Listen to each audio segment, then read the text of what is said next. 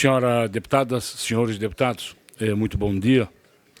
Quero também dar o meu bom dia a todas as senhoras e senhores telespectadores da TVAL, bem como senhoras e senhores ouvintes da Rádio Digital Aleste. Quero cumprimentar também as senhoras e senhores que fazem presentes na reunião de hoje. Havendo quórum regimental, vamos dar início a mais uma reunião da Comissão Parlamentar de Inquérito que investiga eventuais ilicitudes na reforma da ponte Hercílio Luz. A ata da reunião passada será distribuída agora pela manhã aos senhores deputados para a discussão e aprovação na reunião seguinte. Sua Excelência, o senhor deputado Bruno Souza, encaminha a cada um dos senhores parlamentares, membros desta comissão, uma informação sucinta acerca dos depoimentos feitos até a presente data. Vossas Excelências acabaram de receber. Também na pauta está o acusamento do recebimento do ofício 240/2019, enviado pelo senhor Carlos Hasler, que é o presidente do DEINFRA em exercício.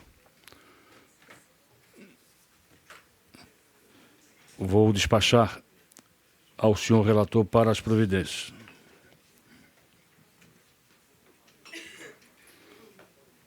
Hoje é 23, 24.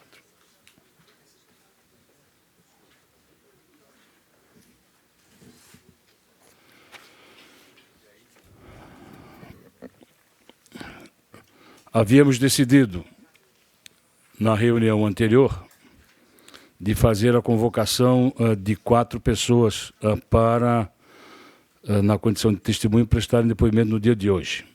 Dessas 4 pessoas, a assessoria nos informa que o senhor Carlos Alberto Schneider não foi localizado no endereço que temos de Vossa Senhoria. Portanto, fica prejudicada a presença do senhor Carlos Alberto Schneider no dia de hoje e solicitar à assessoria que procure se atualizar ou atualizar o endereço para que possamos fazer uma próxima convocação. Mas temos hoje o senhor Edson da Rosa, temos o senhor Paulo de Tarso Mendonça e o senhor Eduardo Francelo. Solicito a presença dos 3. Conforme acordado com o relator da CPI, serão ouvidos os 3 ao mesmo tempo.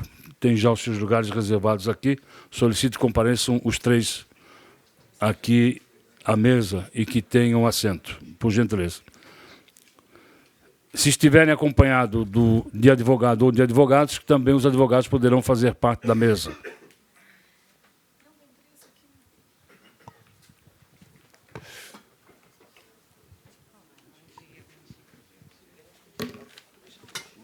Bom dia, tudo bem?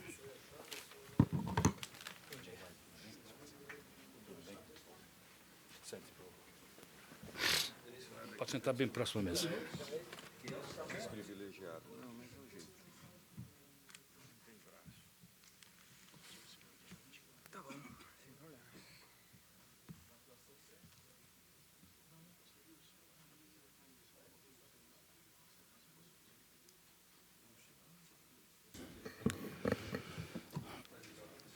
O senhor Edson da Rosa.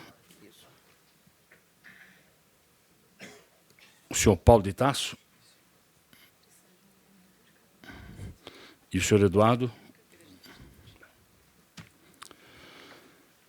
Vamos então começar com o senhor Edson. Em seguida, o senhor Eduardo e depois o senhor Paulo de Tarso. Solicito que cada um forneça a identidade para que se possa tirar uma fotocópia dela. Vou solicitar a cada um de vossas senhorias que, no microfone, que diga o nome, a idade, a profissão e o endereço residencial, bem claro, para que a nossa taquigrafia possa fazer o devido registro. O microfone bem próximo, por favor. Então, vamos com o senhor Edson. Bom dia a todos, inicialmente, né? Nós vamos, então, apresentar todo o trabalho que a gente tem desenvolvido dentro de um setor da universidade. A gente não está representando a universidade como um todo. Vamos direto, o nome do senhor, data de nascimento, a profissão, seu endereço residencial. Perfeito. Então, Edson da Rosa, 28 de abril de 1950, Rua João Meirelles, 544, apartamento 304. É isso? Sua profissão? Engenheiro mecânico. Vamos ao senhor Eduardo Francello. Eduardo Alberto Fancello, idade 55, 8 de março de 64, profissão engenheiro mecânico, endereço Rua Itapiranga 235, bairro Itacurubi, Florianópolis. O senhor Paulo de Tarso. Oi, Paulo de Tarso Rocha. Tem outro microfone ali, ó, por gentileza. Só ligar. Paulo de Tarso Rocha Mendonça, 4 de maio de 1958, Rua João Pio Duarte, 404, Florianópolis. Engenheiro mecânico, professor de engenharia mecânica na universidade. Senhores, vossas senhorias têm conhecimento do porquê estão aqui. Tomaram conhecimento. Receberam o ofício, deram ciência. Gostaria de ter o compromisso de vossas senhorias no sentido de que falarão a verdade, somente a verdade, no dia de hoje. Digam sim, por exemplo, no microfone, por favor. Sim. Primeiro 1, 2, 3. Sim? Sim. Sim.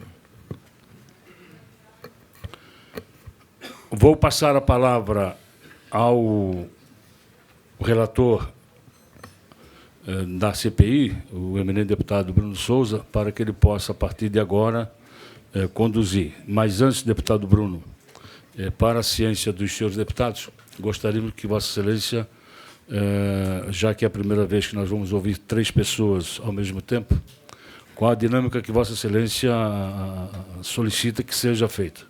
Então,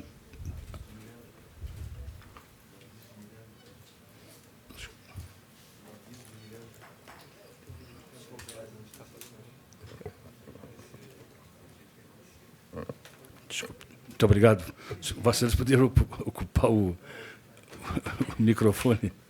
O deputado Joamim me lembra. Vossas senhorias têm o direito de ficar calado. Perfeito? Se desejarem, se não quiserem responder qualquer pergunta feita pelos senhores deputados, Vossas Excelências poderão ficar calados também.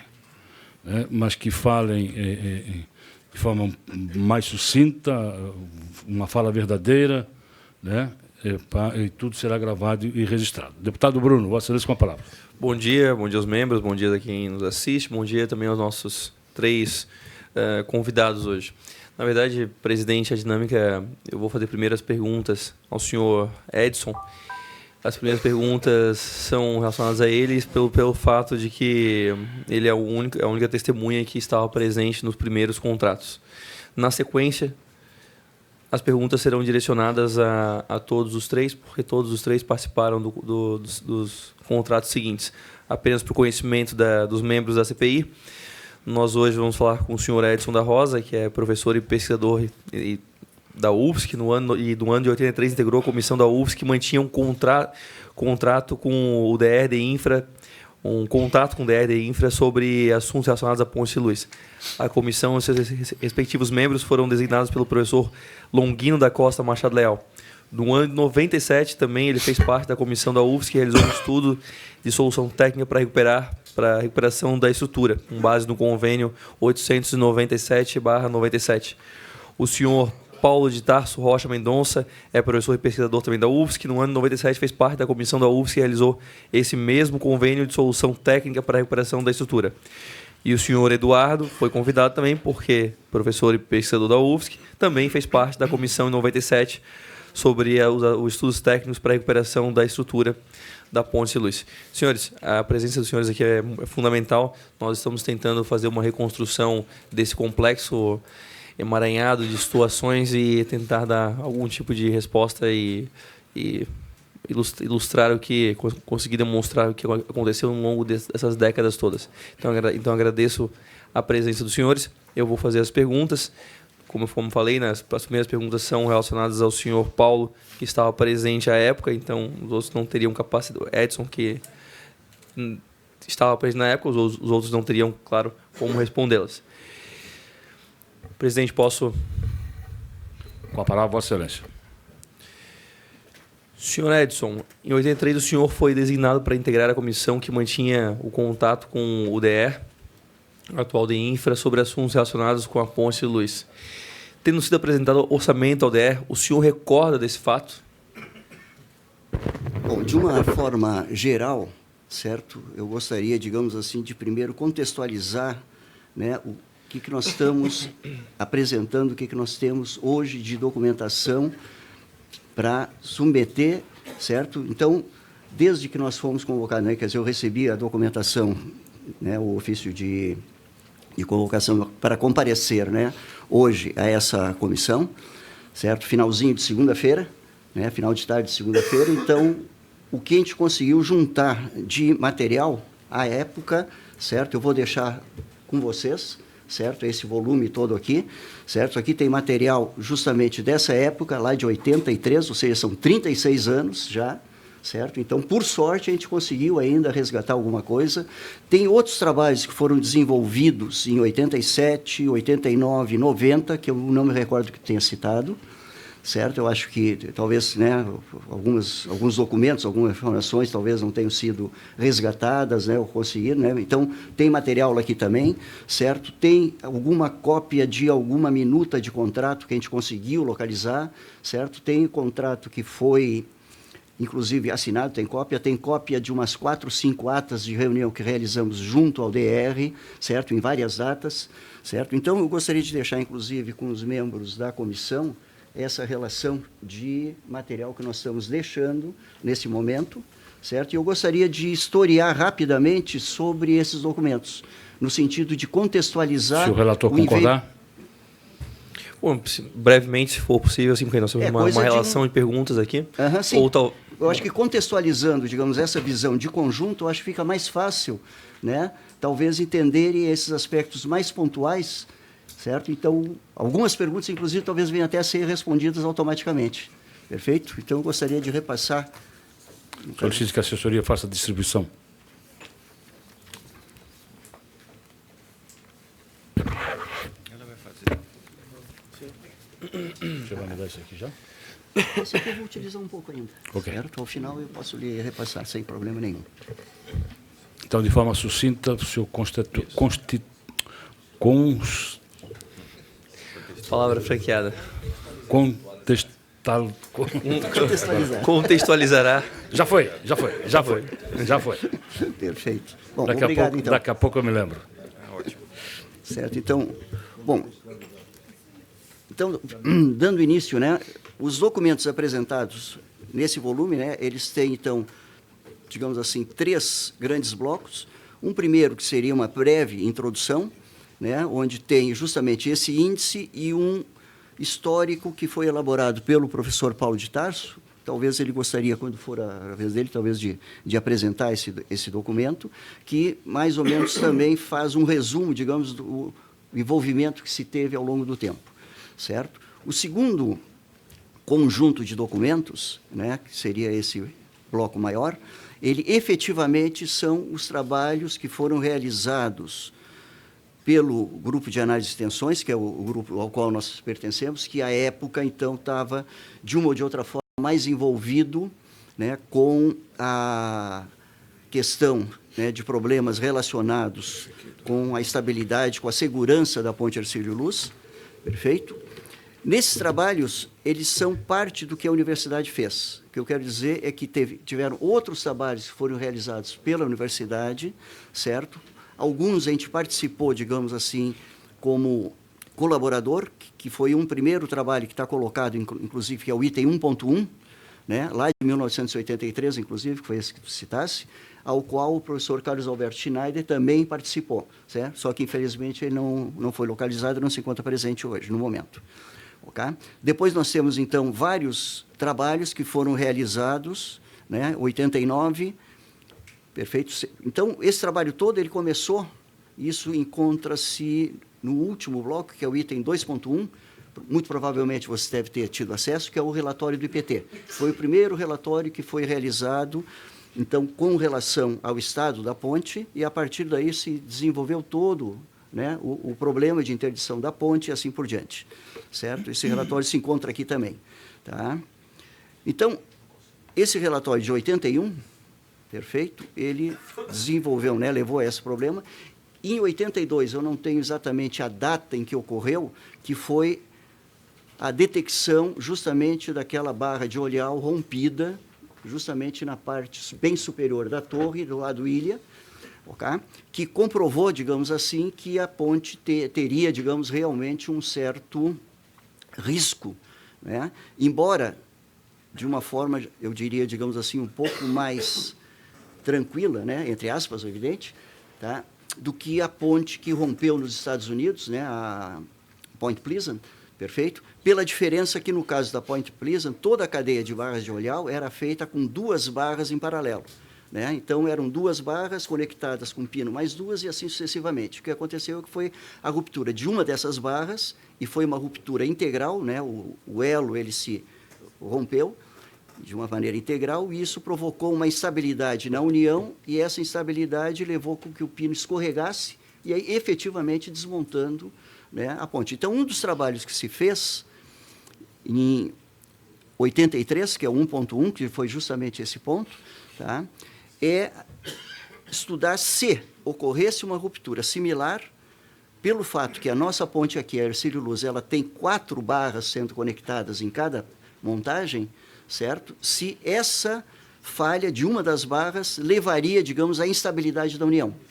Se ocorresse a instabilidade da união, de forma similar ao que ocorreu com a Point Pleasant, nós teríamos, então, realmente, né, a desmontagem dessa junção e, obviamente, né, a instabilidade da ponte como um todo.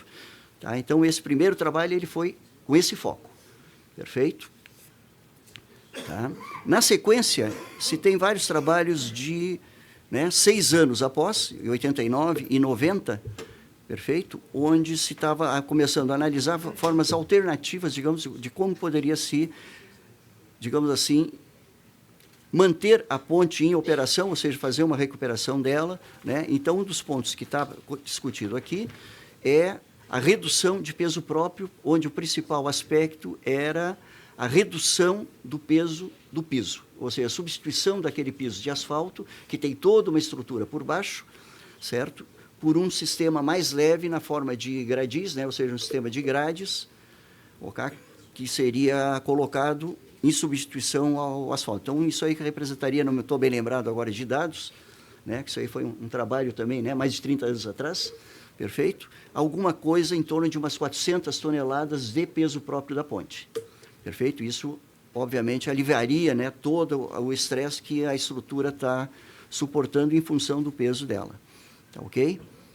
Na sequência, se desenvolveu alguns trabalhos que aí culmina, né, com o trabalho de 97, que era uma estratégia de recuperar a capacidade de tráfego da ponte de uma forma relativamente simples, onde essa estratégia, né, que está detalhada depois, né, inclusive nós temos um documento que é uma da parte, né, um volume dos relatórios finais, certo? Que o relatório final, digamos, o trabalho todo foi alguma coisa da ordem de 8 volumes de pesquisa, então foi efetivamente em 97, foi um trabalho bastante extenso, ok? E a estratégia seria de se colocar,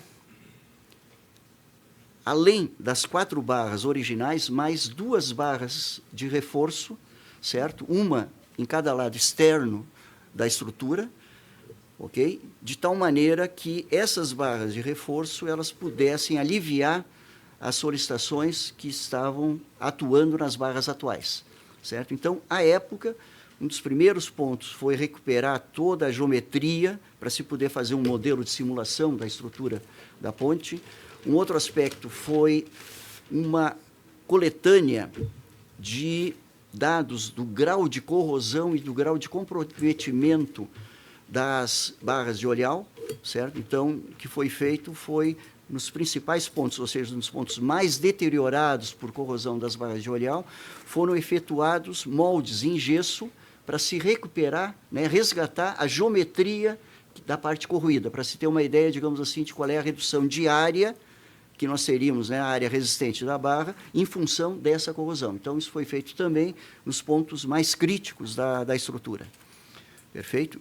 Bom, a colocação dessas barras de reforço, aí que está exaustivamente detalhado nesses relatórios, elas têm uma grande dificuldade técnica, que é o fato que as barras, hoje instaladas, hoje não, né, à época instaladas, perfeito?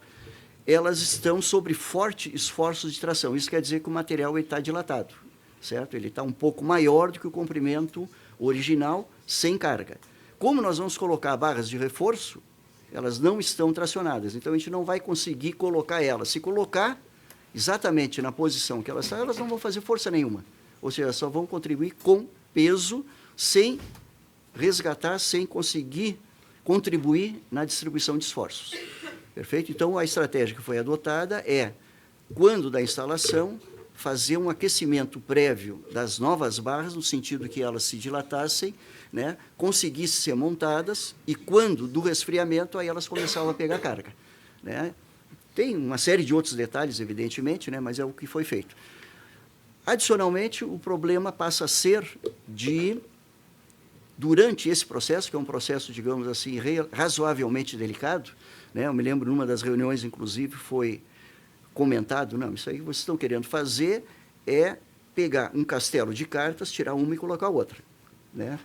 Certo? Obviamente não é bem isso, mas se durante esse processo ocorre, por exemplo, a ruptura de uma barra, a ruptura de um dos pendurais que sustentam, o que teria de efeitos, então todo um trabalho de simulações para avaliar essas situações, digamos, críticas que poderiam ocorrer, né, durante todo esse processo de substituição dos pendurais, que eles seriam integralmente substituídos, e de colocação das barras de reforço. Então, isso, de uma forma resumida, é o que foi desenvolvido, né, ao longo do tempo, certo? Com um foco principal justamente nesse trabalho de 97. Adicionalmente, nós temos, na última parte aqui desses documentos, alguns outros relatórios, que nem esse do IPT que a gente já comentou, né? Alguns relatórios da Steinman na época de 82, 83, certo? E um relatório mais recente que foi realizado, né, com um contrato com a Roca e o DR e a CERN Engenharia. Perfeito? Que é um relatório também que eu considero interessante, que pode dar muitos subsídios aí para a comissão também, para os senhores. Obrigado.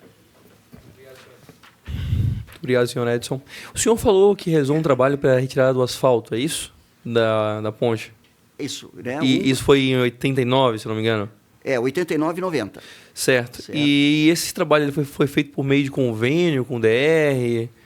Olha, aí entra nessa questão, digamos que, né, a gente tem os trabalhos mais novos, que é esse de 97, né, já faz mais de 20 anos aí que a gente tem. Não, mas esse de 89. Sim, eu só estou querendo colocar no geral. Então, as informações, digamos, que a gente conseguiu resgatar é o que está aqui, certo? Então, a gente não tem informações completas. Agora, se foi um convênio, se foi um contrato, alguma coisa, que nem eu comentei, né, ele está introduzido aqui. Então, especificamente, nesse caso de 89, vejamos, isso aqui estaria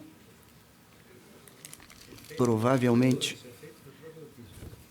né, aqui tem um convênio entre a Secretaria de Estado dos Transportes, juntamente com a Fundação de Ensino da Engenharia em Santa Catarina, né, com o objeto de análise da situação atual da Ponte Hercílio Luz, estudo de alternativas técnicas de recuperação, alternativas de troca da barra de oleal, alternativas de redução de peso do vão central, por troca, né, do piso asfáltico para o gradil de aço, que foi o principal foco, levantamento de eventuais fornecedores e fabricantes e proposta de ensaio de materiais, foi isso. Então, esse aqui, creio eu, né, que se teria... Então, isso aqui, no caso, eu não cheguei a verificar o que seria esse valor em termos atualizados. Isso aqui está em 5 mil cruzados novos, à época. Né? Teria que só fazer essa conversão para que seria. Tá certo? Isso aqui é um documento assinado, certo? Infelizmente, não está datado, mas eu tenho uma observação aqui realizada à mão, que foi em 9/2 de 1989. Tudo bem, mas o resultado desse estudo Está aí também? Está aqui, é um dos relatórios que são presentes. E o senhor lembra se o DR atendeu as propostas apresentadas pela comissão?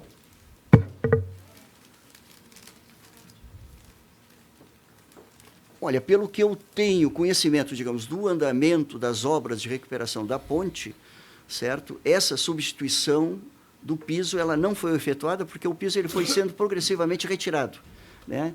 Então, como não tinha, digamos assim, uma perspectiva mais imediata de abertura ao tráfego, né, simplesmente foi feita a remoção do piso, né? Esse aqui que a gente estava colocando seria uma proposta de um piso alternativo ao de asfalto. Então foi atendido parcialmente apenas? Parcialmente, sim. Apenas a retirada da carga, mas não foi substituído Agora, pelo gradil. Isso, perfeito. Agora, cronologicamente, eu não tenho, digamos assim, informação se foi logo a seguir ou se foi algum tempo posterior, né? Isso aí realmente, assim, eu não tenho essa informação.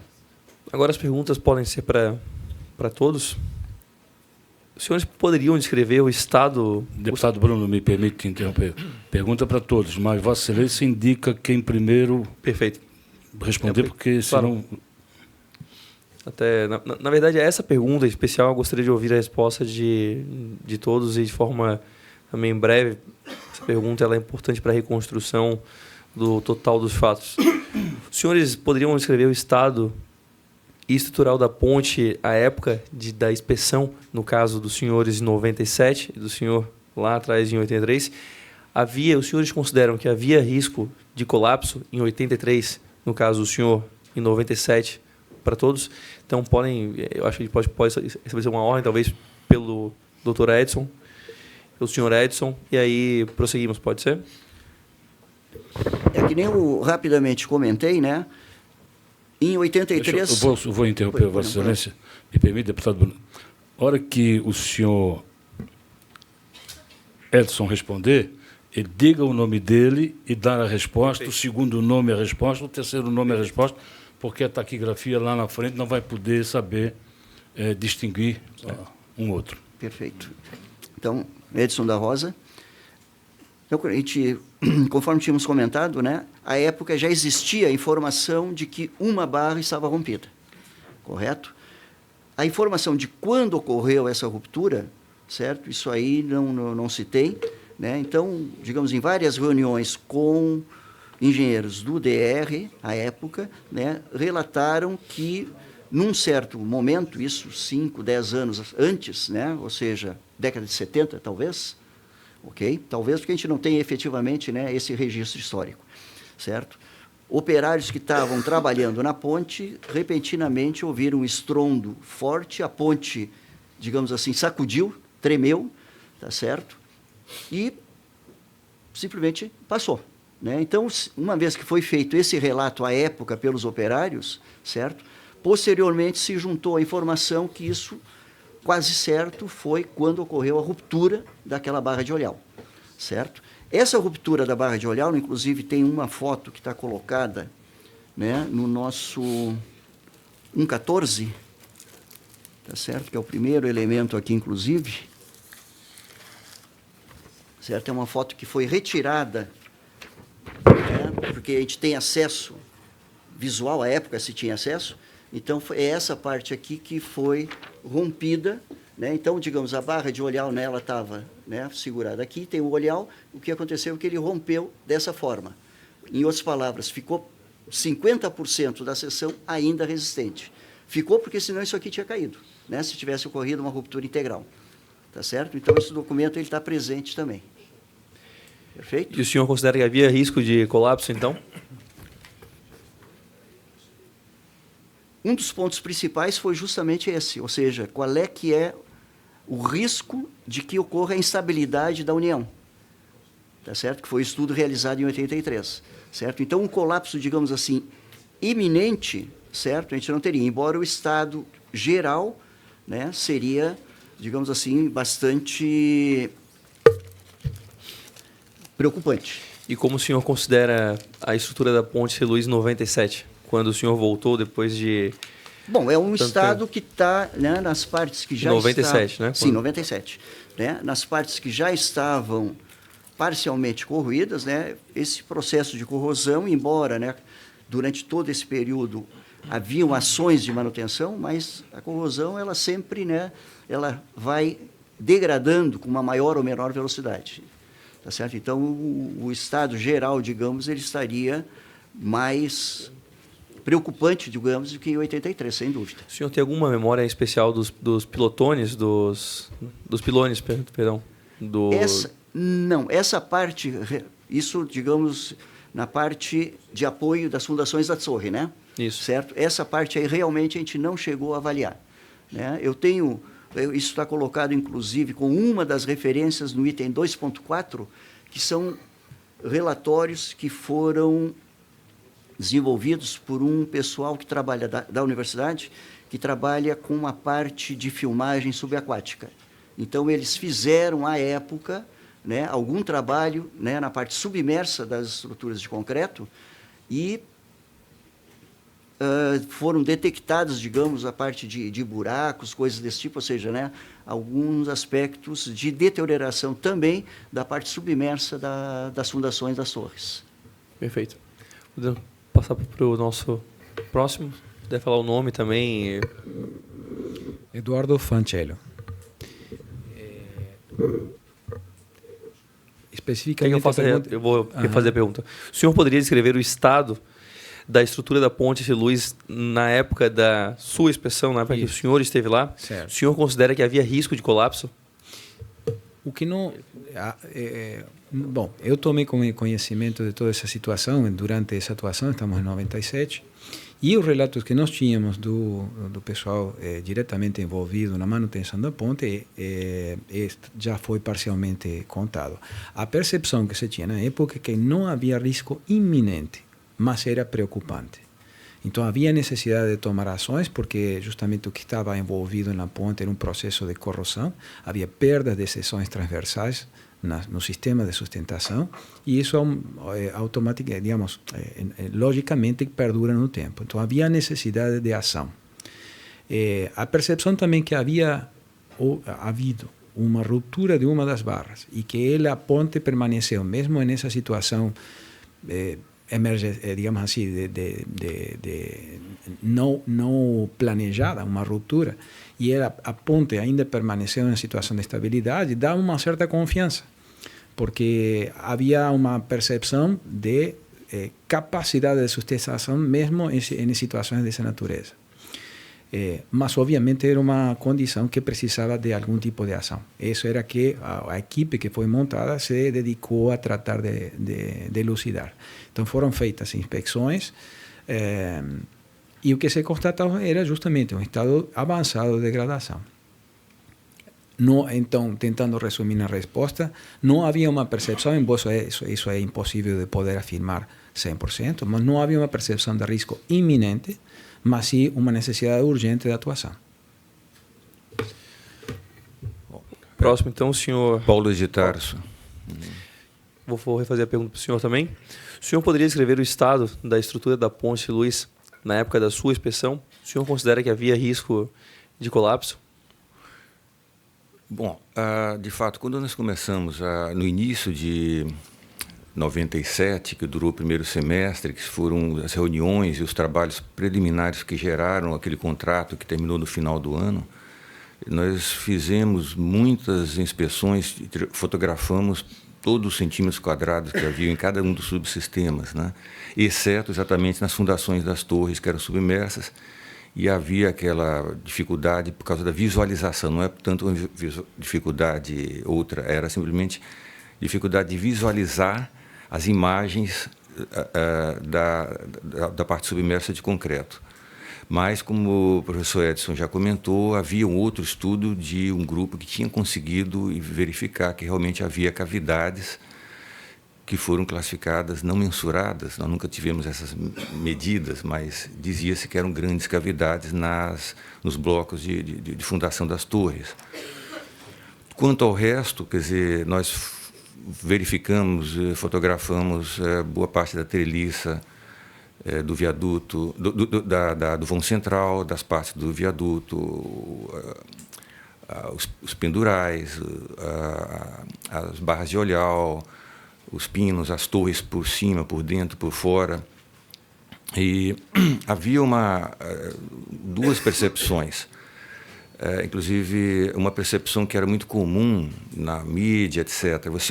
Uma pessoa olhando visualmente certas coisas, ele dava uma impressão gravíssima. Então, você tinha peças metálicas com corrosões que aparentemente eram profundas, digamos, de 3 milímetros, 5 milímetros de profundidade, em extensões de 10 centímetros, etc. Então, isso causava uma preocupação emocional bastante grande. E a identificação de se isso era realmente grave ou não é o que motivou os contratos de estudos que foram realmente realizados. Então, ali houve uma etapa de quantificar, de tentar identificar o quão grave isso poderia ser. Com o passar do trabalho, foi tornando-se mais claro de que o projeto original foi feito com um certo grau de robustez, que se chama normalmente de redundância conceitual na estrutura. Em outras palavras, ela foi feita de uma maneira muito mais resistente do que talvez seria o mínimo necessário. Ela tinha, digamos, uma gordura bastante grande ali. Então, você tinha uma corrosão de 1 centímetro de profundidade, mas isso numa barra com a seção transversal de 30 centímetros por 5 de espessura de um aço especial. De forma que, quando se fazia realmente os cálculos, se chegava à conclusão de que aquela corrosão não acarretaria, naquele momento, nada de preocupante nesse aspecto, né? Então, se observando, por exemplo, as barras que são mais delgadas, que compõem a treliça do vão central, que é a parte principal do vão, que está aquela parte de vão central que se diz entre as duas colunas, que fica exatamente suspensa entre as duas torres, sobre o mar. As outras duas partes que vão para o continente e para a ilha não tem problema, porque são simples viadutos, eles são suportados por colunas no solo seco, não há nenhum problema. O vão central que é a grande dificuldade, a grande preocupação, ele está sobre o mar, as torres estão sobre o mar também. Então, nesse vão central, quando se olha aquelas treliças, que são as partes laterais ali, que se visualiza andando de carro ali, também elas apresentam um estado visualmente desagradável, se apresentavam, né? E, no entanto, o grau de redundância com que foi feito o projeto fazia com que aquilo ali continuasse sendo suportado. Como o professor Edson comentou antes, o conceito, foram feitas 3 pontes com o mesmo conceito, pela mesma empresa, pelo mesmo engenheiro Steinman. Curiosamente, essa aqui foi a primeira. As outras 2, alguém tentou ser inteligente e fez uma pequena modificação. Essa exatamente que o professor Edson comentou, trocar um feixe de 4 barras por um feixe de 2 barras. Não parece grande coisa, mas isso é muito grande. Tanto é que as outras caíram e essa não. Porque você tem a capacidade de perder uma das barras e as outras 3 continuam sustentando a ponte durante mais 30 anos.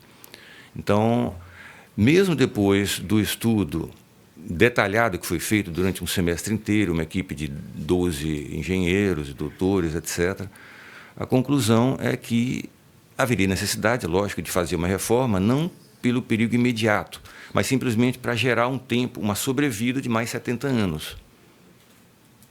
Era esse o objetivo, era descobrir nesse projeto, bom, primeiro se havia um risco imediato, mas em seguida verificar se havia viabilidade de reforma, porque isso existiam outros problemas na época que geraram essa dúvida, inclusive com um contrato que foi feito 1 ano antes com a própria empresa Steinman, para identificar, eu acredito que... Bom, mas sobre a sua pergunta, mesmo no final desse trabalho, a conclusão é que ela poderia guardar a reforma, etc., durante alguns anos.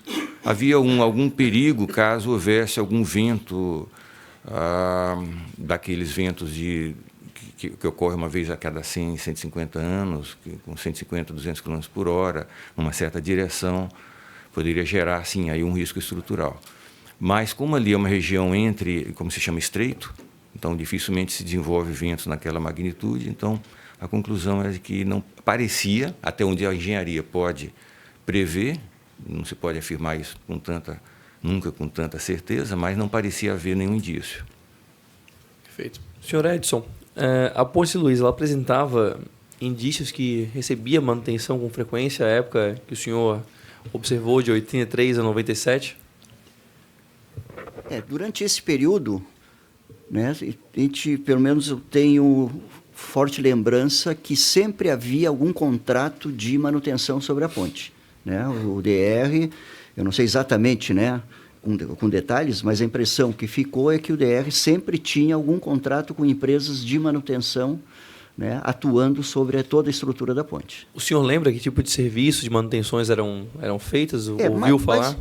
Basicamente seria, creio eu, né, com relação ao aspecto de corrosão, ou seja, né, retirar a parte de tintas já depositadas há alguns anos, né, que elas estão ressecadas, coisas desse tipo, aplicação de novos elementos de proteção, né, novos tipos de tinta, coisa desse tipo assim. Pelo que estou lembrado, seria mais nesse sentido, né, de manutenção com relação à corrosão e com relação, por exemplo, aos viadutos de acesso, né, seja continente, seja ilha, certo? Eles estavam sendo também, né, não só uma manutenção um pouquinho mais simples que nem essa que eu comentei, certo? Mas inclusive com a troca de certos elementos que já estavam um pouco mais comprometidos.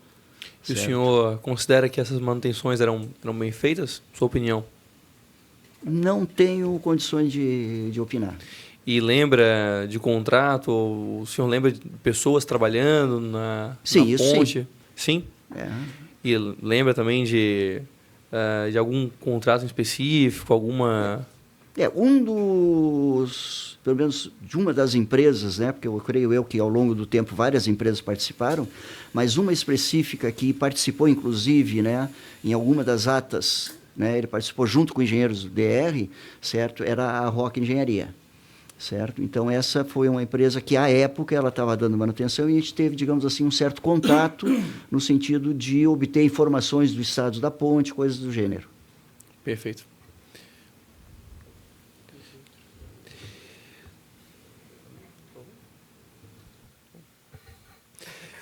Senhor Edson, e depois eu vou perguntar para os outros também. Na verdade, essa, até novamente, porque o senhor teve esse maior... A partir dos anos de 1980 e 83, o senhor lembra de empresas que estavam realizando projetos, além da Roca, o senhor já citou. O senhor lembra também da empresa Usimec e Usiminas, que trabalhou na ponte? Perfeito.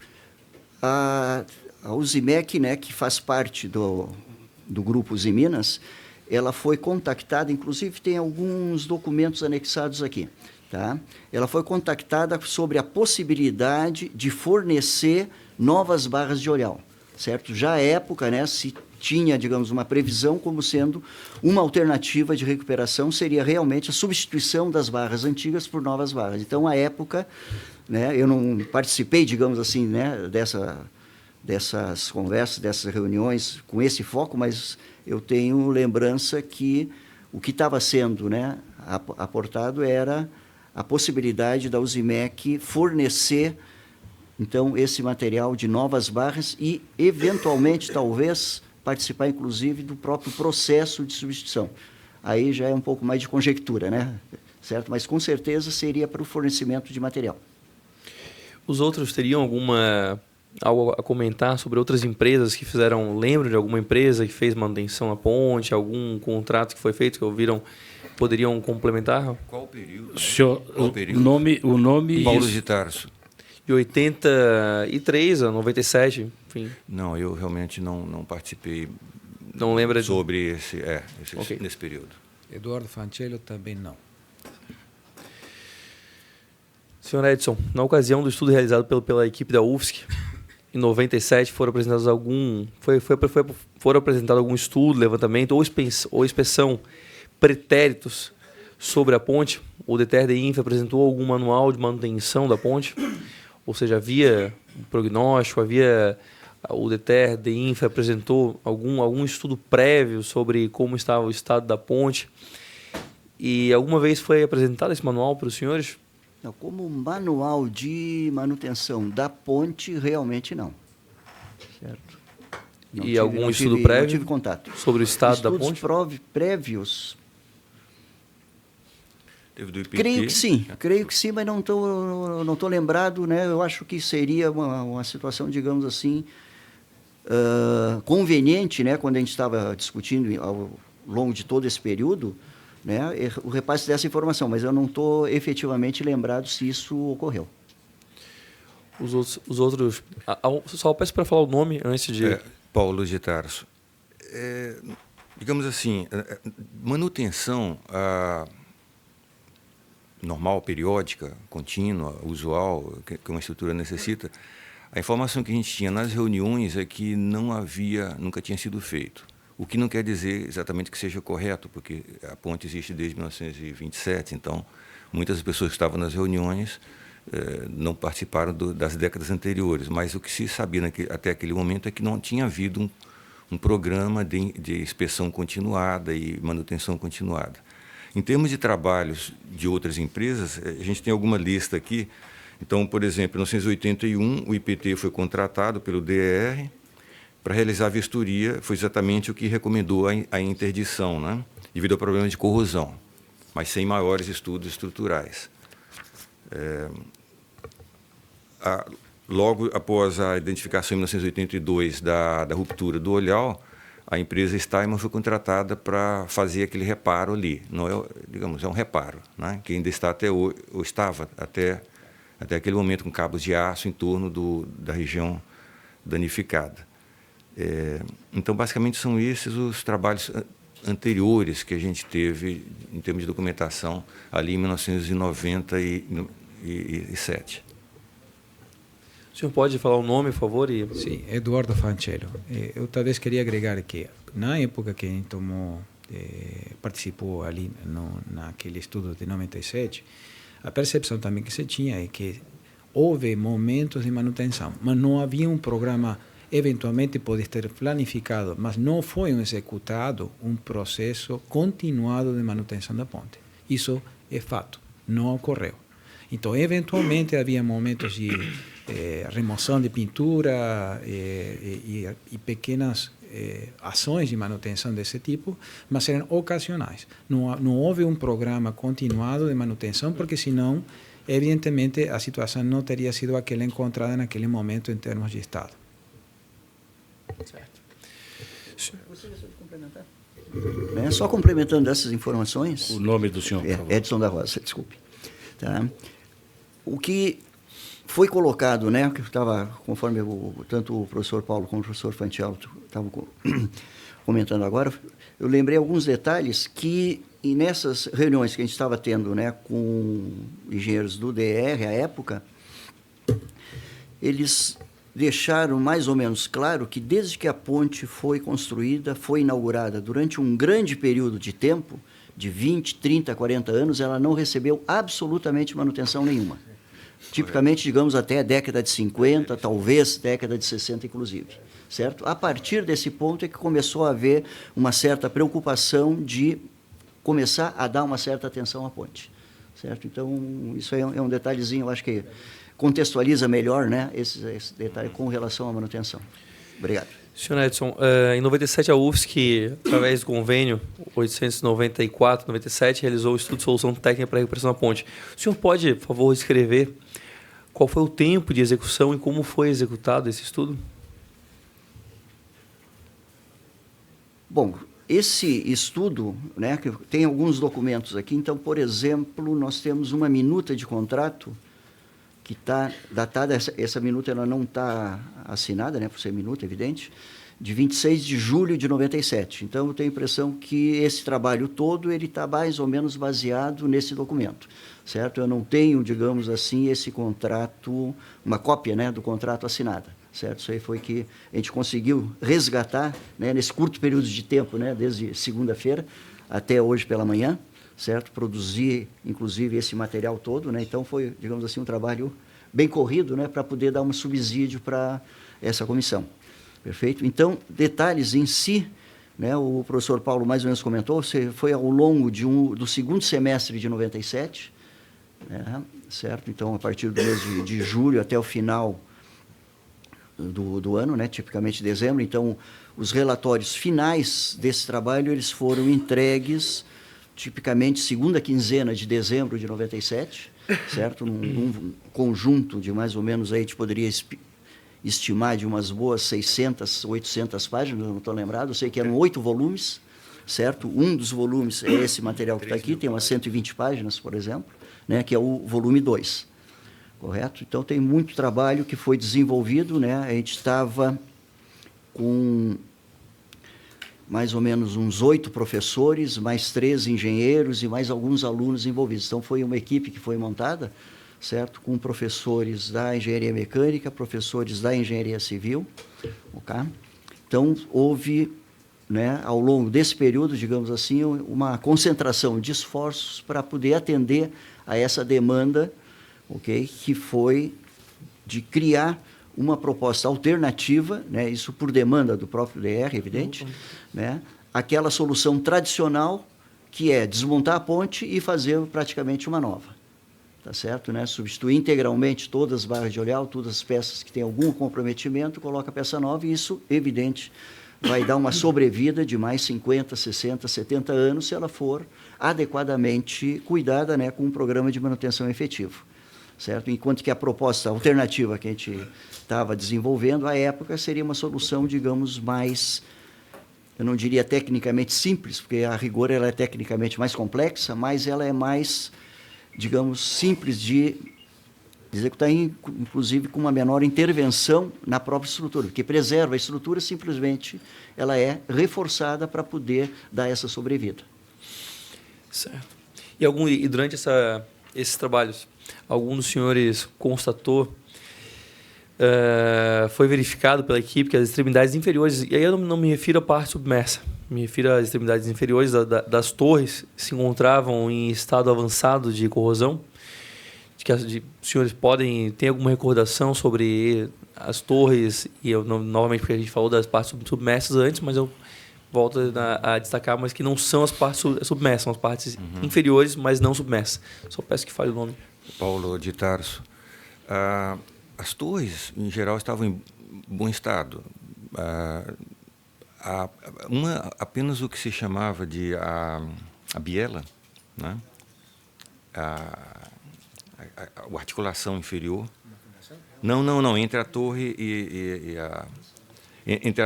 o viaduto, o apoio da torre sobre a fundação, sim, ele tinha perdido a capacidade de rotulagem.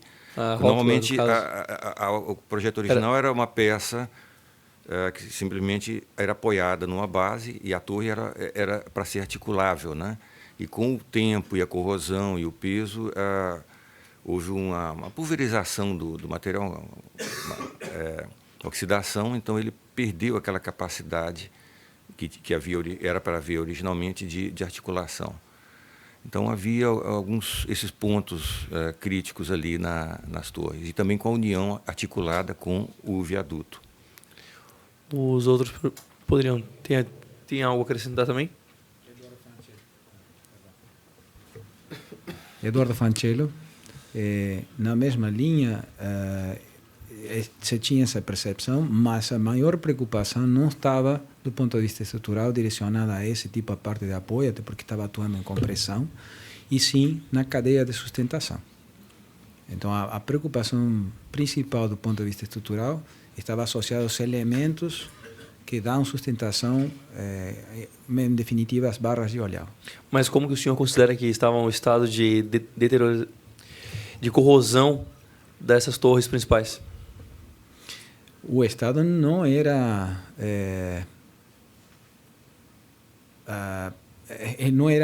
era longe do ideal, justamente, digamos assim, fazendo a relação com o que acabei me manifestando anteriormente. Era claro que não havia um processo, um programa de manutenção, então o estado visível, como já foi colocado aqui, não era bom. Entretanto, o estudo orientado a avaliações do ponto de vista de cálculo estrutural dava nessa percepção também de que o risco não era iminente mas precisava de ação, como já foi colocado anteriormente. Senhor Edson, no estudo 97 foi recomendada a imediata intervenção nessas estruturas. Em que consistia essa intervenção, senhor lembra? O DEINFRA seguiu a recomendação da equipe?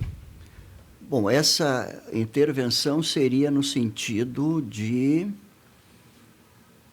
digamos, alguma ação, né, que fosse efetivamente colocada.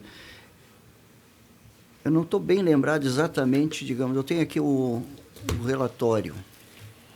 Deixa eu só me ver.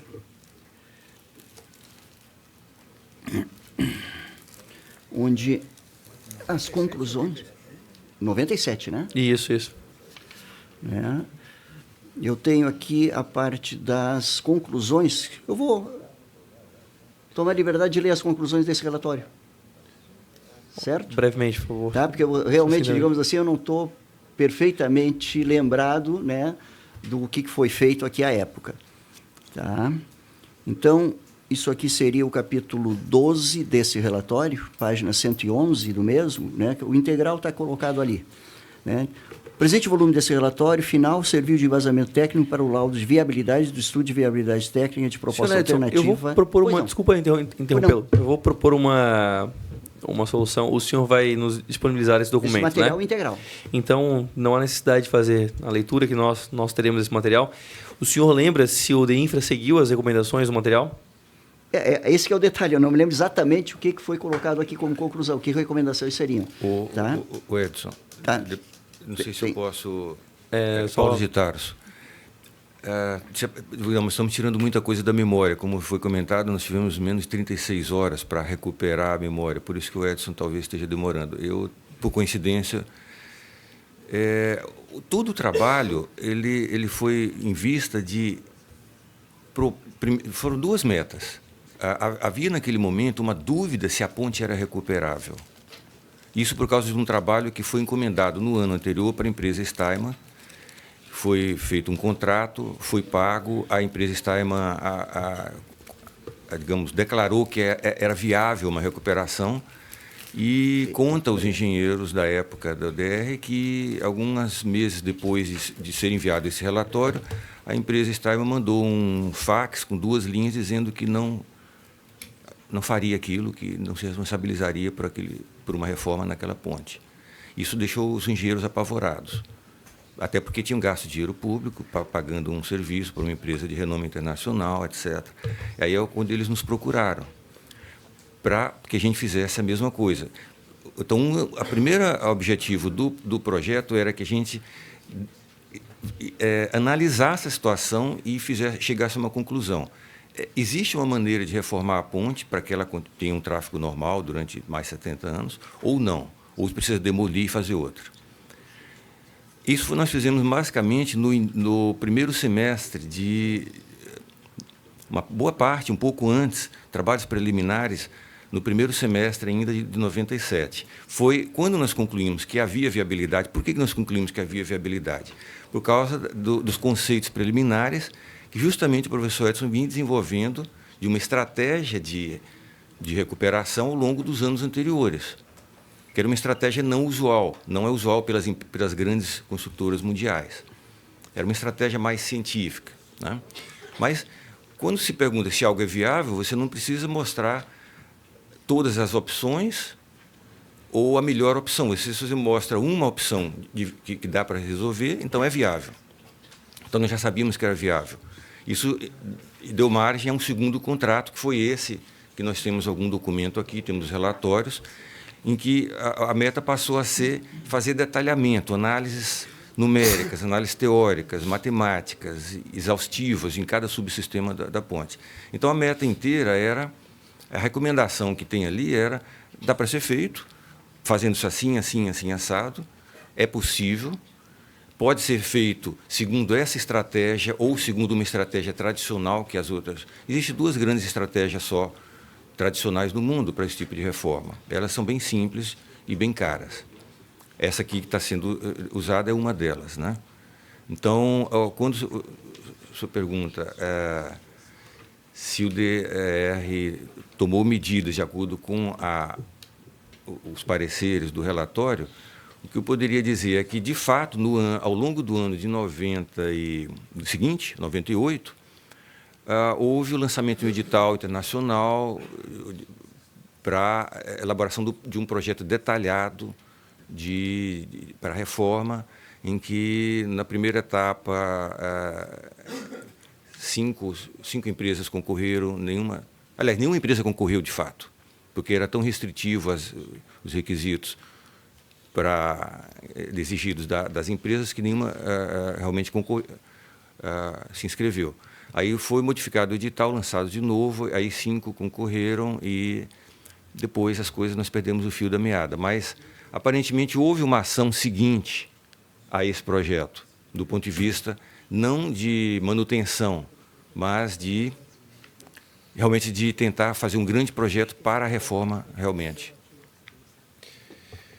Certo. Os senhores relataram nas respostas anteriores, e ainda sobre esse estudo, falaram que algumas respostas foram no sentido de que as torres não apresentavam nenhum risco, que não havia problema não havia um estado avançado de corrosão e outros relatos desse. Entretanto, no relatório que os senhores 3 assinaram aqui, nós temos na última página uma alegação feita pelos senhores. Por outro lado, a integridade das bases das torres é igualmente essencial à estrutura, porém, danos ali são irrecuperáveis e significam falha catastrófica da ponte. Eu estou pedindo para enviar tem um sublinhado. E aí contrasta bastante com o que os senhores me alegaram. O relatório que os senhores mesmos assinaram fala o oposto do que os senhores estão me falaram nas respostas anteriores.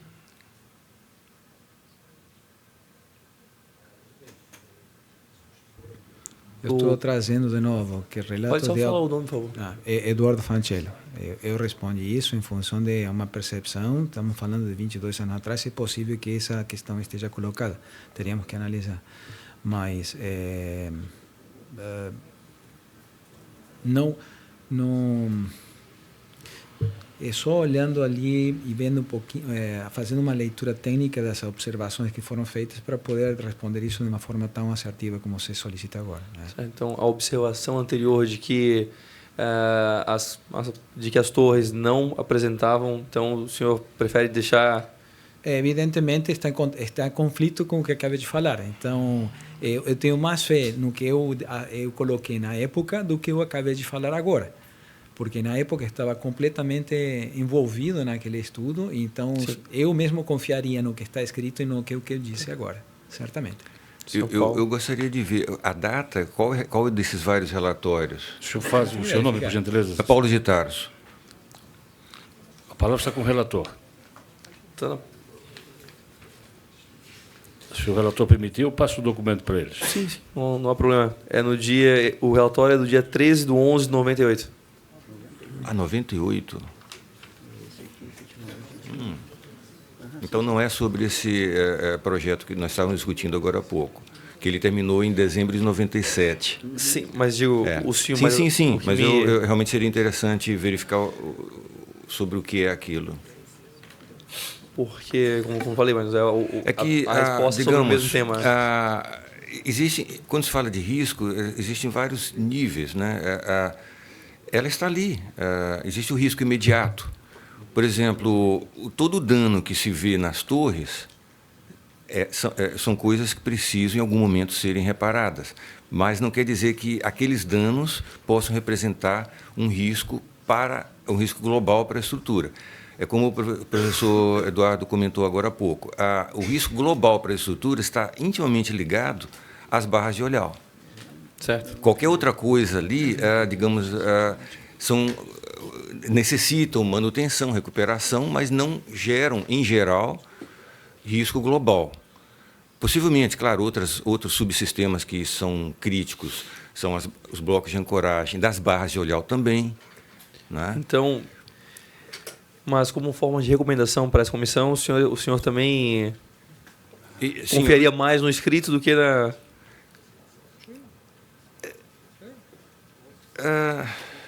Eu não sei exatamente, precisaria olhar ali. Mas, em termos de risco, Você tem um risco imediato ou um risco de 5 anos, 10, 20 ou 70 anos. Então, são coisas bastante distintas, né? Quando se fala em recuperação, se fala em 50 ou 70 anos. Tudo bem. Senhor Edson, em relação a uma pergunta um pouco mais técnica, mas é importante para a gente, em relação às células de inflexão que ficam no topo dos pilones, o senhor lembra de algum desgaste? Seria possível apoiar cabos provisórios sobre elas e as rótulas na base das torres? Elas suportariam? Com relação às células, né, as células montadas, né, no topo, justamente para fazer a fixação das barras de olhar com as torres, certo? Pelo que eu estou lembrado, elas tinham uma boa... tinham um bom estado estrutural, certo? Ou seja, elas eram peças fundidas de dimensões bastante robustas, certo? E o grau, digamos assim, de comprometimento por corrosão, pelo fato de muito provavelmente ser ferro fundido, né? Certo? Elas estavam, digamos assim, num bom estado, né? Porque o ferro fundido ele não sofre tanto a corrosão como o aço, tá certo? Então, nesse sentido, né, eu, digamos assim, pelo que eu estou recordado, embora a gente não tenha feito um estudo específico sobre esse aspecto, né, da sua pergunta, certo? Eu creio que eu tenho resposta afirmativa, ou seja, elas teriam condições de suportar, né, esforços adicionais num processo intermediário. Com relação aos aparelhos de apoio da torre junto às fundações, ok? Aí entra justamente na discussão anterior, onde, né, se teria que ter uma avaliação específica no sentido de que todo o esforço da torre finalmente é descarregado, né, da estrutura completa da ponte, certo? Em especial, né, do vão pêncil, é descarregado diretamente via esses aparelhos de apoio sobre as fundações. Né? Então, entra naquela questão. Quer dizer, se ocorrer, digamos, né, algum colapso, alguma falha estrutural nos aparelhos de apoio, isso vai instabilizar, né, a ponte e o risco, digamos, de colapso é bastante elevado. Nós estamos indo aqui para nossas últimas questões, mas eu queria ouvir os outros professores falando se eles também acreditam que os pilones, os pilones, as torres principais, elas possuíam essa capacidade de suporte suficiente para que a carga do vão pêncil fosse totalmente transferida para cabos auxiliares, sem o suporte temporário inferior do vão. Os senhores consideram... Depois nós podemos disponibilizar o documento, pode ser? E a gente foca aqui no... Senhor presidente, os senhores acreditam... Solicito à assessoria que tire cópia do documento e forneça aos interessados. Só peço para que a gente possa terminar todas as perguntas e depois os senhores podem ter o documento, ele é público. Tranquilo. Os senhores acreditam que os senhores também acreditam que os pilones, as torres principais, possuíam a capacidade de suporte suficiente para que a carga do vão pêncil fosse totalmente transferida para cabos auxiliares sem o suporte temporário inferior do vão? Levando-se em conta que a estrutura sofreria movimentação de rotação. Na época, o estudo... Só o nome. É Eduardo Fancello. Quando só foi feito o estudo de viabilidade, nós admitimos, por hipótese, que esses pilares teriam capacidade de sustentação. Então... Só...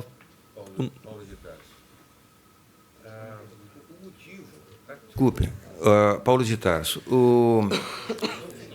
Basicamente, a substituição temporária do peso do vão com a treliça, transferindo das barras de olhar existentes para novos cabos, e sendo esses cabos sustentados também pela torre, globalmente não mudaria a carga total aplicada sobre as torres.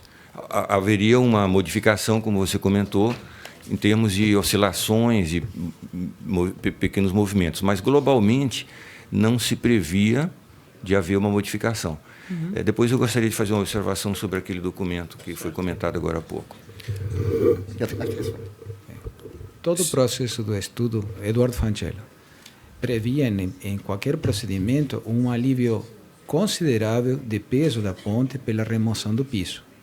Então, todas as avaliações, inclusive tanto qualitativas como quantitativas, envolviam uma redução apreciável de valor de peso da ponte devido à remoção de grande valor deste no piso. Senhor Edson, e o senhor considera que essa seria uma boa solução para uma estrutura com estado de corrosão avançado? Eu gostaria de retornar à pergunta anterior, que eu tenho a impressão que tem alguma pequena confusão sendo realizada. Tu poderias repetir a pergunta, que eu não cheguei a me manifestar? Ah, perfeito. O senhor acredita que os pilones possuíam capacidade de suporte suficiente para que a carga do vão pêncil fosse totalmente transferida para cabos auxiliares, sem o suporte temporário inferior ao vão, levando-se em conta que a estrutura sofreria movimentos de rotação? Esse é um ponto que, se eu estou entendendo bem, a gente não chegou a avaliar porque a nossa proposta era outra concepção, ou seja, não é de descarregar a estrutura do pompé, seria simplesmente, que a gente já falou, de fazer aquele processo de reforço da cadeia de barras de olhal.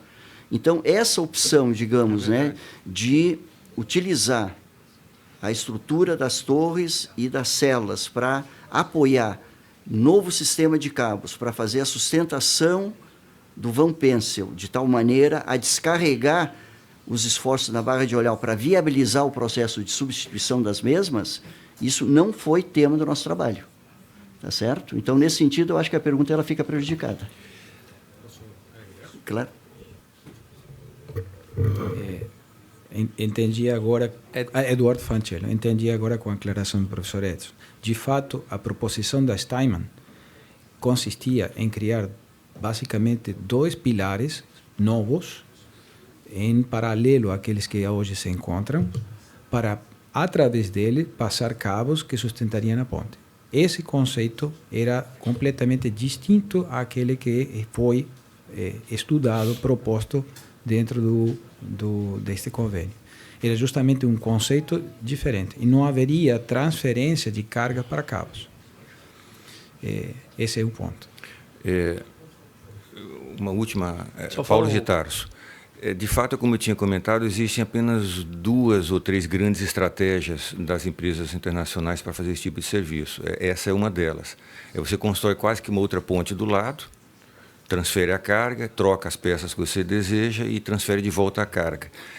Existe a segunda grande estratégia, que é essa de criar novas torres no fundo do mar, novas colunas, levantar a carga, levantar o vão central, aliviar todo o carregamento e fazer a desmontagem, remontagem, etc. Então, essas são as 2 grandes.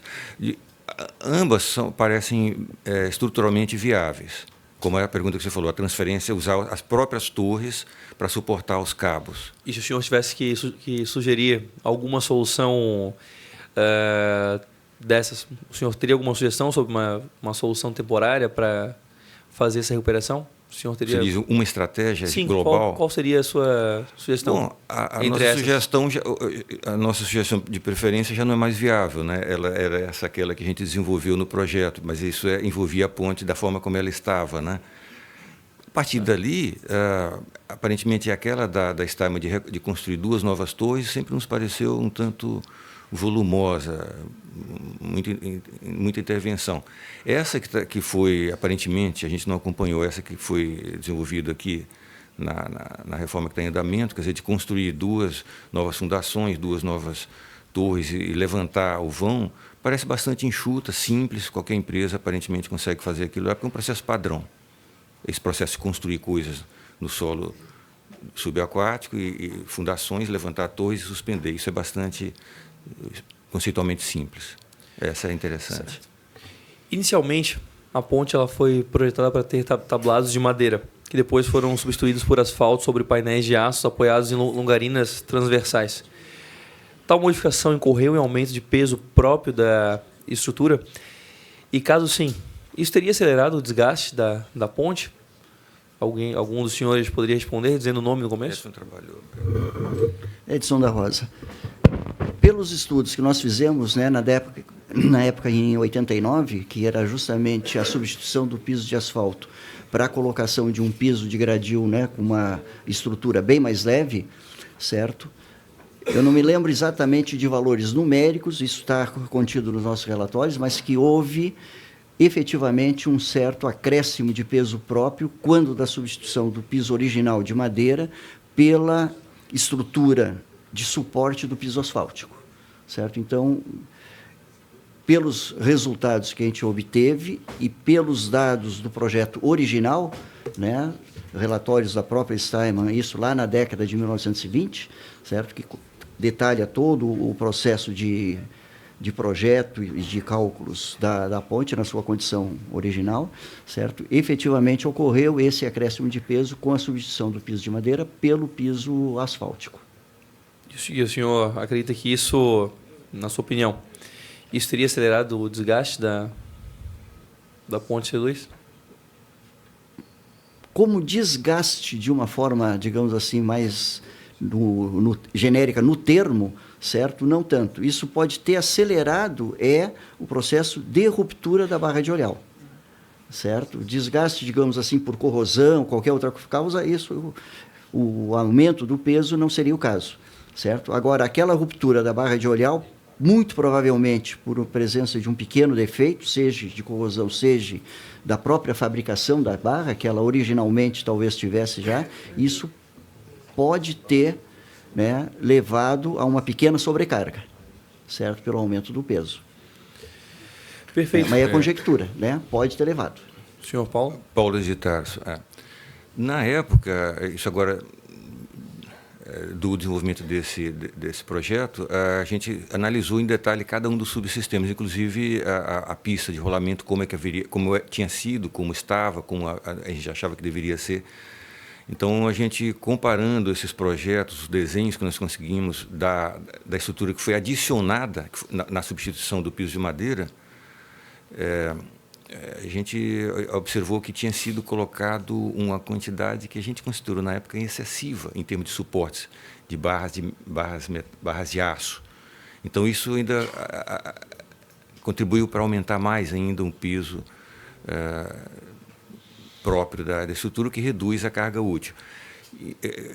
Em termos de consequência, realmente, aumento dessa carga não tem relação com corrosão, a princípio, mas como a estrutura ela tem como estrutura de grande porte, um certo grau de movimento, é possível, nós não chegamos a fazer uma simulação sobre isso, mas é bem possível, quando você tem cargas em movimento, a possível geração de crescimento de trincas, um termo técnico, mas existe o surgimento de uma trinca em algum lugar, e com o movimento e o piso aplicado, ela tem uma certa velocidade de crescimento. Então, aumentando a carga, a velocidade de crescimento aumenta. Isso pode realmente ter sido feito uma contribuição justamente na ruptura daquela barra, nesse aspecto. Para complementar, por outro lado, o nome? Eduardo Fancello. Por outro lado, o excesso de carga que estava e operou a ponto durante bastante tempo ficou uma espécie de teste de sobrecarga natural, o que fazia que quando esse piso fosse removido, também era um elemento que ajudava na percepção de que a ruptura não seria iminente. Se eu elimino esse peso, esse sobrepeso, esse peso excessivo, e que permitiria então trabalhar em condições mais benignas para o processo de recuperação. Senhor Edson, o senhor acredita que o senhor Carlos Albert Schneider, que não pôde estar aqui hoje, que não foi encontrado, na verdade, teria algo a acrescentar, na sua opinião, sobre tudo que foi falado aqui hoje? Creio que sim, né? O professor Carlos Schneider, ele participou, pelo menos pelo que eu estou recordado, né, certo? Nos momentos iniciais, assim que foi detectada a ruptura daquela barra de olhal lá em 82. Então, no trabalho de 83, certo, onde parte desse trabalho está incluído aqui nesses documentos, certo? Ele foi mais amplo, onde nós tivemos a participação do professor Bernd Neuer também, certo? Que é especialista na área de materiais e metalurgia, a participação do professor Carlos Schneider em conjunto com o professor Carlos Flesch, certo? Que fizeram tanto o professor Schneider como o professor Flesch, o trabalho que eles fizeram foi um trabalho de acompanhamento e de medida das deformações e de deslocamentos que ocorreram durante o processo de reparo emergencial, né, da Barra de Olhão. Tá certo? Então, pelo que eu estou recordado, né, o que eles fizeram foi uma medida, né, via vários instrumentos, vários sistemas de instrumentação, para fazer justamente esse acompanhamento de como que a estrutura estava respondendo àquele processo de recuperação. Isso é o que eu tenho lembrança. Né? Algumas informações, digamos assim, complementares a tudo isso que a gente está falando, efetivamente o professor Schneider poderia contribuir. Perfeito. Por último, sobre os recursos destinados à remuneração do convênio, qual foi a destinação dos recursos nos anos, me refiro aos dois períodos, né? Tanto na década de 80 como na década de 90? Certo. Esses recursos da década de 90, por exemplo, de 80, melhor dizendo, 83, 84, coisa desse tipo, certo? Isso aí, tipicamente, foi relacionado a pessoal, né? Contratação de bolsistas, certo? Pagamento de bolsas de uma forma mais geral. Na década de 90, que foi um volume um pouco maior, como envolvia um volume muito grande de trabalhos de simulação, então, primeiro ponto, tivemos um recurso bastante substancial para a aquisição de um sistema de software de simulação, certo? Se estou bem lembrado, à época, parte do orçamento, né, que o orçamento do contrato, né, vocês provavelmente devem ter essa informação, foi em R$150 mil, correto? Desses R$150 mil, R$40 mil foram destinados à compra desse sistema de software. Tá? Uma outra parcela, que eu não estou bem lembrado agora, em torno de uns R$15 mil, talvez, foi destinado à compra de equipamentos de computação de um porte adequado, né, para dedicação integral pelo volume de trabalho, né? A gente não poderia, digamos, fazer em tempo parcial, quer dizer, teria que ser um volume integral em termos de aplicação de tempo dos equipamentos. Então, equipamentos dedicados só para o desenvolvimento desse trabalho. Perfeito? E uma outra parte do recurso, né, que nem o professor Paulo, inclusive, comentou, nós tínhamos vários engenheiros que foram contratados para dar suporte, bem como alunos. Perfeito? Então, digamos assim, de uma forma mais ou menos geral, né, a destinação dos recursos foi nesse sentido. E houve atraso em pagamento? O senhor recorda? Não é que não houve atraso, houve o não pagamento da última parcela. Houve não pagamento da última parcela. Isso no de 90 ou de 97. 97? Quer dizer, dos 150 mil, efetivamente foram recebidos R$100 mil. Ok. Muito obrigado, presidente. Estou satisfeito. Senhores deputados, deputado Sargento Lima, alguma pergunta? Deputado José Lopes, deputado Luciano Carminati, deputado João Amin, com a palavra. Boa tarde, bom dia, senhores. Duas perguntas bem rápidas. O estudo que a... Mas o senhor indica quem vai responder ou os três? Os três.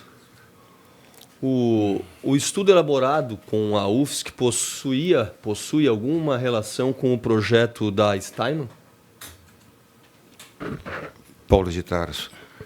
Não, ele foi talvez desencadeado, né? Porque foi feito um contrato com a Steinman. Foi? Provocado, né? Primeiro o DR fez um contrato com a Steinman para identificar a viabilidade ou não da reforma, e isso foi em 96, e a partir das respostas da Steinman, primeiro afirmando que sim, depois que não, é que gerou essa dúvida na equipe do DR, que é o que gerou o contato com a nossa equipe. Mas aí foi um trabalho independente com essa equipe. Perfeito. E qual das opções técnicas para a recuperação da ponte, os senhores, aí pode ser individual a pergunta, o senhor indicaria? Começa com o senhor Edson. O senhor pode responder primeiro, senhor Edson.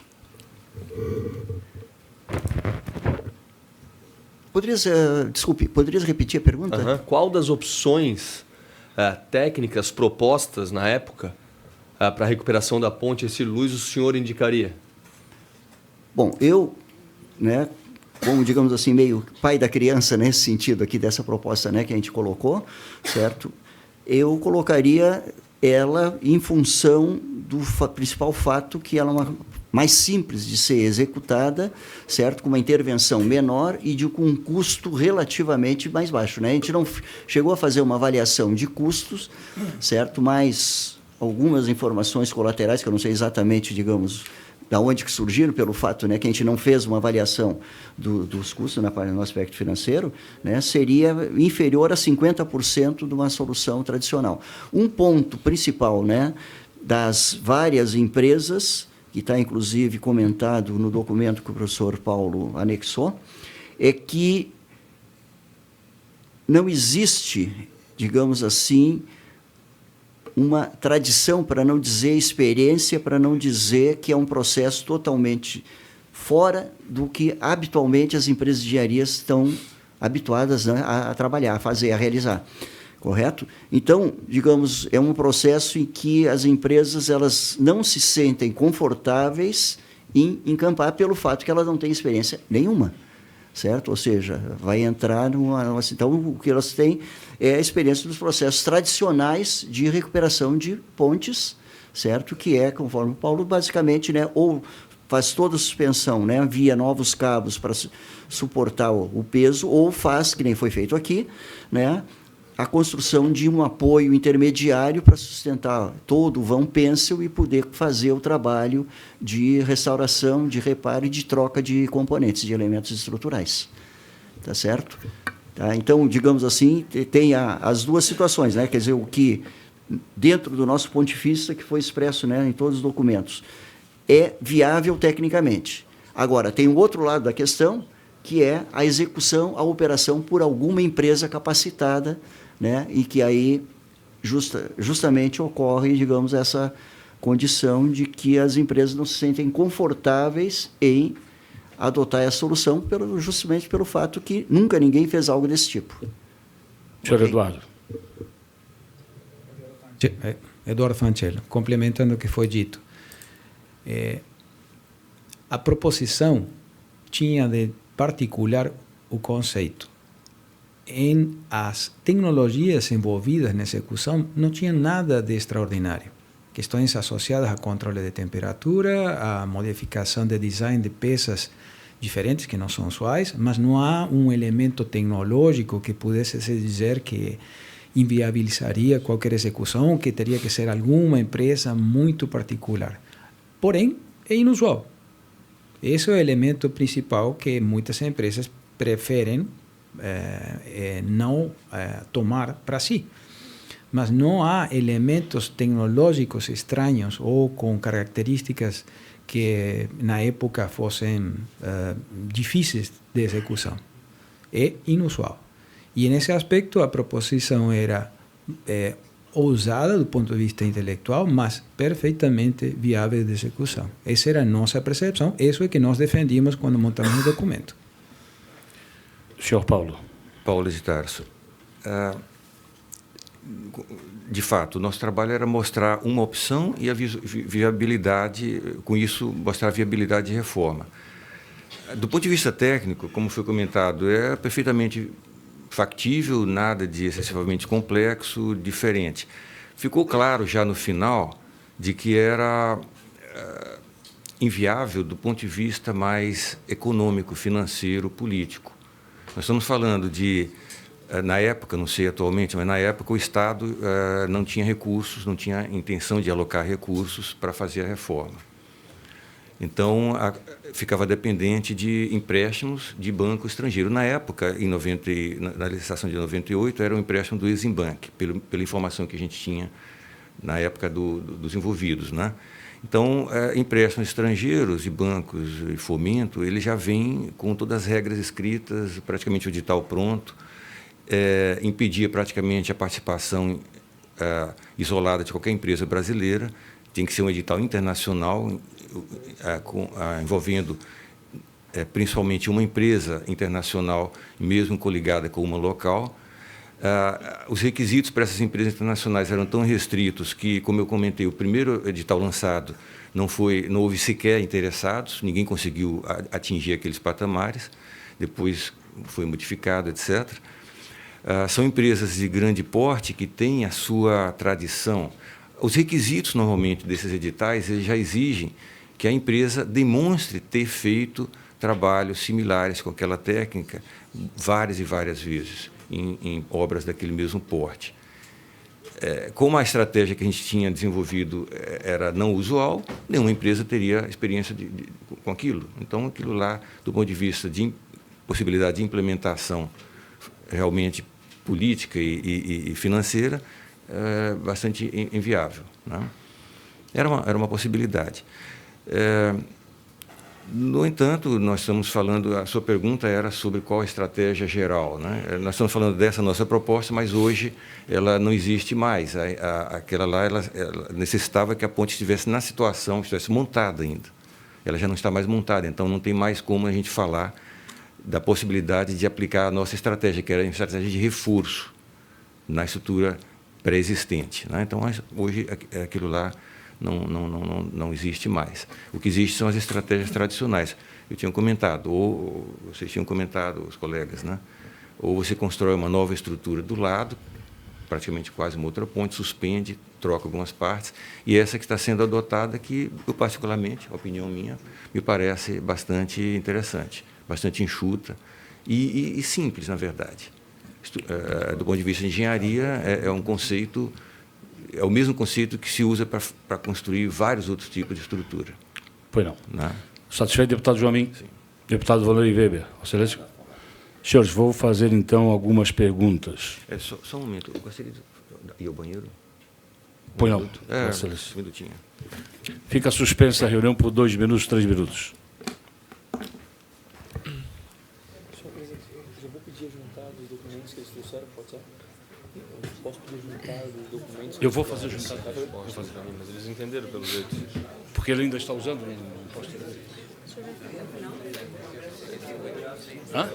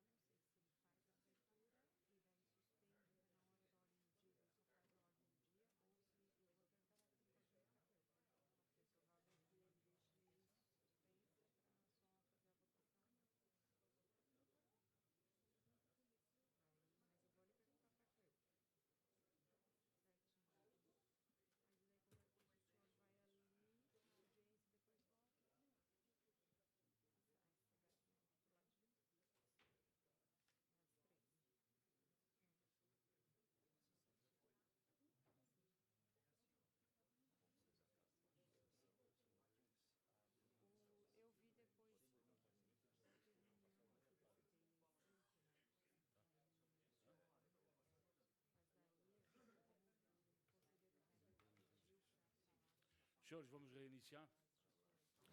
O senhor Paulo de Tarso já está diretor. Senhores deputados, vamos reiniciar. Senhores, as perguntas que vou fazer, basicamente, vossas senhorias responderão sim ou não. Vou começar com o senhor Edson, em seguida o senhor Eduardo, em terceiro o senhor Paulo de Tarso. Além de engenheiros, os senhores são professores da Universidade Federal de Santa Catarina? Sim. O senhor Paulo, o senhor Edson, sim. Eduardo, sim. E o senhor Paulo? Sim. Sim. Pelos serviços prestados na ponte, que foram serviços especializados de engenharia, vossas senhorias receberam remuneração por esse serviço? Sim, na forma de bolsas. O senhor Eduardo afirma que sim. O senhor Paulo, desculpe, o senhor Edson afirma que sim. O senhor Eduardo? Eduardo, sim. E o senhor Paulo? Sim. Sim.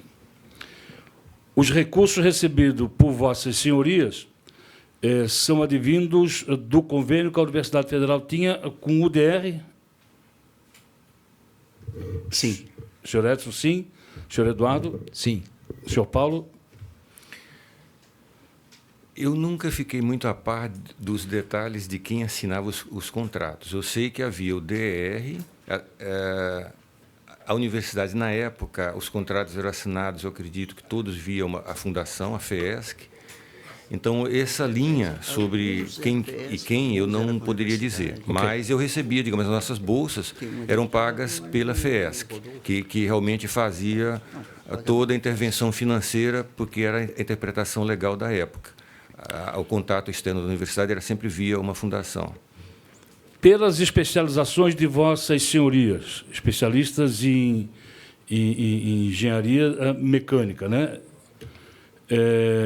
Em razão da complexidade da obra, vossas senhorias indicaram ao DR alguma empresa para ser contratada para a recuperação da ponte? Senhor Edson? Indicação de empresa diretamente, não. Senhor Eduardo? Não. Senhor Paulo? Não. Algum de vossas senhorias possui alguma empresa? Senhor Edson? No momento, atualmente, eu sou sócio de uma empresa há Mas 2 na anos. época, na época em que não. prestou? Na época, não. Senhor Eduardo? Não. Senhor Paulo? Não. Me dou por satisfeito. Senhores deputados, não havendo mais nada a perguntar, eu agradeço a presença do senhor Edson, do senhor Eduardo e do senhor Paulo na reunião de hoje. Dou por encerrada a presente reunião. Deputado Bruno Souza, por gentileza. Presidente, só ia pedir para fazer ainda nessa Vossa sessão, Excelência... juntada. Senhor, desculpa. Boa lembrança. O senhor Edson, o senhor Paulo, o senhor Eduardo trazem a esta comissão uma série de documentos conforme relação constante numa lista que aqui está.